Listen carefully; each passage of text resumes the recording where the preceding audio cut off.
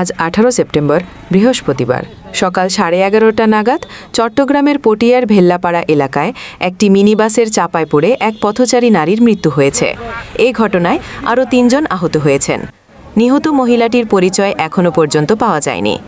প্রত্যক্ষদর্শীরা জানিয়েছেন, চট্টগ্রাম কক্সবাজার মহাসড়কের পটিয়া অংশে শহরমুখী মিনিবাসটি নিয়ন্ত্রণ হারিয়ে রাস্তার পাশে থাকা একটি বৈদ্যুতিক খুঁটিতে ধাক্কা মারে। সে সময় এক পথচারী নারী গাড়ির চাকায় পিষ্ট হয়ে ঘটনাস্থলেই মারা যান। পটিয়া হাইওয়ে থানা পুলিশ জানিয়েছেন, দুর্ঘটনায় একজন নারী নিহত ও 3 জন আহত হয়েছেন। গাড়িটি পুলিশ হেফাজতে নেওয়া হয়েছে এবং আইনানুগ ব্যবস্থা নেওয়ার প্রক্রিয়া চলছে।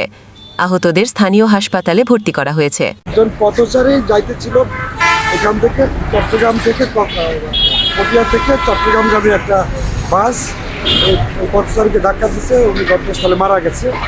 একই সাথে বাসের যাত্রীও কয়েকজন আহত হয়েছে। আমরা যাত্রীদের মেডিকেলে পাঠাইছি এবং লাশ এখন আইডেন্টিফাই হয় না, আইডেন্টিফাইয়ের চেষ্টা করতেছি। গাড়ি গাড়ি আটক আছে।